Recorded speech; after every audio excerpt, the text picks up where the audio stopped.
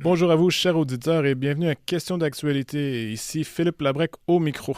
Aujourd'hui, nous plongeons dans un débat qui divise la ville de Victoriaville depuis plus de 2 ans sur le projet immobilier Le Havre du Sacré-Cœur sur le site de la Sablière d'Arthabasca, qui consiste en la construction de 300 unités et une vingtaine de bâtiments, résidences unifamiliales, maisons de ville, édifices à logement notamment, de haut de gamme sur le site de la Sablière. D'un côté, plus de 1500 citoyens se sont mobilisés et dénoncent la destruction d'un écosystème unique, abritant 160 espèces d'oiseaux notamment. De l'autre, le promoteur dit vouloir combattre la pénurie de logements avec son projet et que celui-ci ne pose pas de risque substantiel à l'environnement. Après avoir obtenu l'autorisation municipale, le projet attend maintenant l'autorisation cruciale du ministère de l'Environnement. Le projet Havre du Sacré-Cœur sur le site de la Sablière d'Arthabasca est-il un exemple d'un dilemme qui fait rage partout au Québec? Mais ce n'est pas simplement celui entre le besoin de développement et la préservation environnementale, mais bien à savoir si nous pouvons encore construire quelque chose digne de beauté esthétiquement parlant. Pour en parler, nous recevons Patrick Dionne, écrivain, auteur de plusieurs livres d'aphorismes, notamment Entaille et L'heure venue. Ce dernier paraîtra ces jours-ci. Ainsi que directeur fondateur des éditions Synoptiques. Patrick Dionne, bonjour. Bonjour, M. Labrec. Et bienvenue.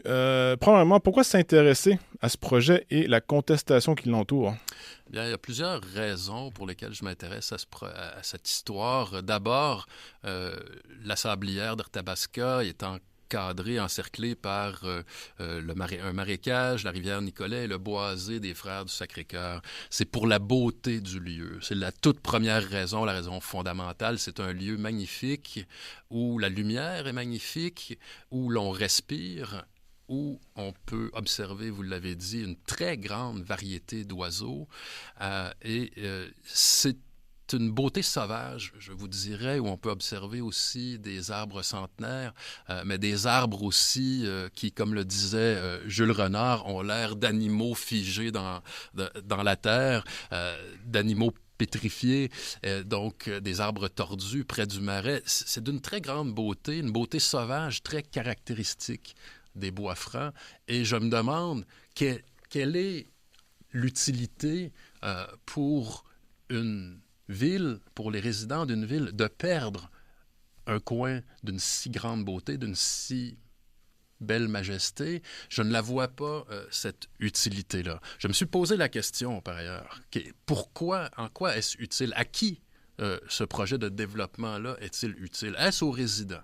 Bon, les résidents vont perdre un coin vert. Même ceux qui ne sont pas portés tellement sur la beauté, sur la contemplation, vont tout de même subir des conséquences de ce projet-là qui va être tout simplement la hausse des taxes municipales à prévoir. Bon.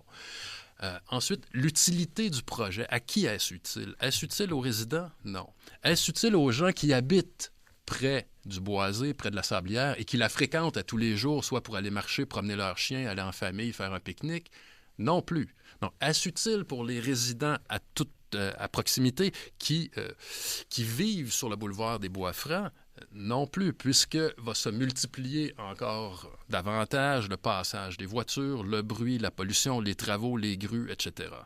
Donc, du point de vue de l'utilité, j'en suis venu à la conclusion que c'est utile surtout pour le conseil de ville de Victoriaville, pour la raison suivante, c'est que le conseil de ville pourra utiliser l'argument de la pénurie de logements pour se faire du capital politique en disant « Voici, nous avons réglé la pénurie de logements en faisant construire 300 habitations sur le site de la Sablière. » Donc, capital politique, capital financier aussi avec une hausse des taxes municipales et à la fin, à qui ça profite aussi, bien sûr, c'est aux promoteurs. Parce qu'il ne faut pas perdre de vue que dans cette histoire-là, la question du logement est très secondaire.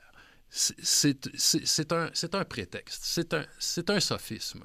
Le sophisme part d'un fait, donc la crise du logement à Victoriaville, et lui greffe... Qui est réel. Qui est réel, qui est tout à fait réel, mais lui greffe cette affaire dont a parlé le promoteur Pierre-Olivier Binette en disant quelque chose comme on va enlever la pression sur les autres secteurs de la ville. Mais pas du tout, puisqu'il va s'agir de logements haut de gamme. Exact. Donc, le problème va rester entier, mais on va avoir fait croire à la population que le problème est résolu avec de telles constructions. Donc, je reviens à la question de la beauté. J'ai vu un peu ce dont était capable le promoteur Binette et franchement, je ne suis pas ému. Hein? On parle de construction fonctionnaliste, fade, d'exemple, glabre. Oui, du copier-coller sur ce qu'on voit là, un peu partout. Tout à fait. Et ça jure terriblement avec l'architecture extraordinaire 1 kilomètre au sud. Patrimonial. Hein? Oui, patrimonial, qui est celle du vieil Arthabasca, de la rue Laurier, de l'église Saint-Christophe. Et même sur le boulevard des Bois-Francs, on a d'anciennes maisons d'ouvriers à 2 étages, faites en pierre des champs, qui sont magnifiques. Donc, c'est un coin magnifique. On ne peut plus bâtir comme ça de nos jours. On est incapable. On ne peut plus. On a du mal à faire ces choses-là, effectivement. Ça demande plus de temps, ça demande une expertise aussi qu'il faut aller chercher sans doute à l'étranger maintenant. Alors, voyez-vous, il y a des enjeux à la fois de beauté environnementale, proprement naturelle, mais aussi des enjeux de beauté humaine, de milieu de vie. Le conseil de ville de Victoriaville et le maire Antoine Tardy n'arrêtent pas de se battre les oreilles avec la promotion unique de la santé globale et du développement durable à Victoriaville, alors qu'il y a quelque chose qu'on perd de vue. Mot-clé à la mode. Oui. Il y a quelque chose qu'on perd de vue ici, c'est qu'il n'y a pas de bien commun ni de qualité de vie sans beauté. La beauté est un élément du bien commun. Une architecture Aujourd'hui, le bien commun, si je peux me permettre, on l'équivaudrait à l'utilitarisme, donc que ce soit utile dans le sens très pratico-pratique, tandis que la question de la beauté est presque systématiquement évacuée de nos jours. Non? C'est vrai que le mot beauté est un mot difficile à prononcer pour certaines personnes. Il y a 2 syllabes. Là. Il est dur à comprendre. Je dirais ceci pour certains. Aussi, en plus, difficile à dire et à comprendre. Mais effectivement, on pourrait voir cette tendance politique-là, économique-là, qui se réduit à un utilitarisme, mais même du point de vue de l'utilité, comme je l'ai dit tout à l'heure, je ne crois même pas que ce soit utile au bien commun et à la communauté de Victoriaville. Ce saccage annoncé est déjà commencé, puisque des travaux sont déjà en cours avant même que le ministère de l'Environnement ait donné son autorisation.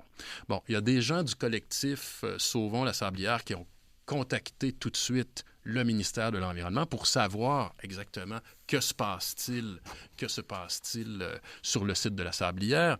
Et la réponse, une partie de la réponse du ministère de l'Environnement du Québec a été celle-ci, je cite, « Il est possible que les travaux qui ne sont pas assujettis à l'obtention d'une autorisation préalable en vertu de l'article 22 de la loi sur la qualité de l'environnement soient débutés. » On remarquera le bon français ici aussi. Est débuté, bien entendu. Donc, il est possible...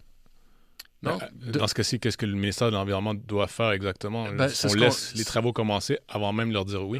C'est très précisément ce que je me demande moi aussi, ce que les gens du collectif Sauvons la Sablière se demandent aussi. Quelle est la logique dans ça? Donc, on attend la décision du ministère, mais certains travaux peuvent commencer. Donc, actuellement, il y a des travaux de remblaiement, de nivelage du sol, si on veut. En attendant quoi? Quelle autorisation faut-il pour creuser un trou, mais on prépare le site? Donc déjà... Ça semble dire que le oui est déjà acquis, là, la permission est déjà acquise. Cette histoire-là me paraît réglée, ça me paraît être un cas réglé depuis très longtemps, depuis le début. Et là, on voit bien que le ministère ne fait rien, ne réagit pas. Et à la fin du courriel de la dame du ministère, là, il est écrit « Si vous croyez être témoin là, de quelque chose d'illégal, écrivez-nous. » Bon, probablement je crois que le ministère a jusqu'à 18 mois pour donner son aval. Pour donner son aval, bon, voyez-vous. Mais les travaux sont commencés. Alors là, on est vraiment dans une situation absurde et on ne voit pas quelle est l'utilité du ministère de l'Environnement exactement dans cette affaire-là. Et je voudrais revenir sur un point. Le promoteur et la ville, et le conseil de ville de Victoriaville ça a été l'autre sophisme depuis le début, c'était de dire qu'ils ne toucheraient qu'à la Sablière. Donc, que la rivière Nicolet ne serait pas atteinte, le boisé des Frères non plus, ni le marécage. Ce serait exclusivement la Sablière. Or, un enfant de 5 ans sait que si le voisin décide, de l'autre côté de la rue, de rénover son balcon, vous allez entendre son banc de scie. Il y aura de la poussière qui va se retrouver dans vos fleurs. Vous allez entendre sa radio. Vous allez peut-être même l'entendre blasphémer parce qu'il s'est blessé. Donc, tout chantier empiète sur les territoires qui sont dans son orbite. Tout chantier, aussi petit soit-il. Alors, quand on parle d'un chantier de cette envergure-là, on se dit que déjà, avec les travaux de remblaiement, il y a des conséquences, et pour le milieu humain. Il y a des gens qui entendent déjà les grues et les camions, et pour le milieu naturel aussi. Mais on vous répondrait qu'il faut des nouveaux logements, peu importe. Il faut les faire quelque part, il manque d'espace, notamment à Victoriaville apparemment. Je ne connais pas la région ou la ville très bien, mais le promoteur, du moins, avait utilisé l'argument qu'il n'y a pas vraiment d'autres endroits dans la municipalité pour des terrains, on parle ici, là, pour construire des unités d'habitation. Bon, le fait de la crise du logement est réel, mais le promoteur, lui, a choisi ce site-là pour faire des condos de luxe. C'est pas un hasard. C'est pas un hasard. Il faut inverser les choses. Il faut l'inverser, la question. Le site a été choisi pour construire des condos de luxe. Et ce n'est pas pour régler la crise du logement qu'on a choisi ce site-là. Par ailleurs, il a été question l'an dernier d'une surface qui est inutilisée il s'agit du stationnement à l'est de la grande place des Bois-Francs, qui est géant, qui est situé à côté d'un énorme centre d'achat et qui est presque toujours désert. Et il y a quelqu'un qui avait eu la bonne idée de dire pourquoi ne pas construire là? Donc les gens pourraient, en plus dans une optique de développement durable, climatique, écologique, pourraient faire leurs courses à pied, imaginez-vous. Ce ne serait pas extraordinaire dans la ville qui se vante d'être la capitale du développement durable. Alors, pourquoi on n'a pas choisi ce site-là? Et moi, je connais un peu la région des Bois-Francs et je crois avoir identifié d'autres sites, mais là, je ne veux pas m'avancer plus que ça, mais il y aurait d'autres endroits où on pourrait créer peut-être de plus petites constructions et qui seraient mieux harmonisées aussi au paysage architectural. Parce que ce qu'on disait tout à l'heure, c'est le vieil Arthabasca va être enlaidi du point de vue architectural aussi avec les constructions du promoteur. Mais ici, la question qui se pose, c'est si on construirait ailleurs, ce que vous avez mentionné, les autres sites potentiels, est-ce qu'ils seraient aussi rentables? Et si la réponse est non, on revient au point de départ. Le seul endroit où ça serait rentable pour un développeur, ça serait ça et des maisons de luxe, ou du moins des habitations de luxe.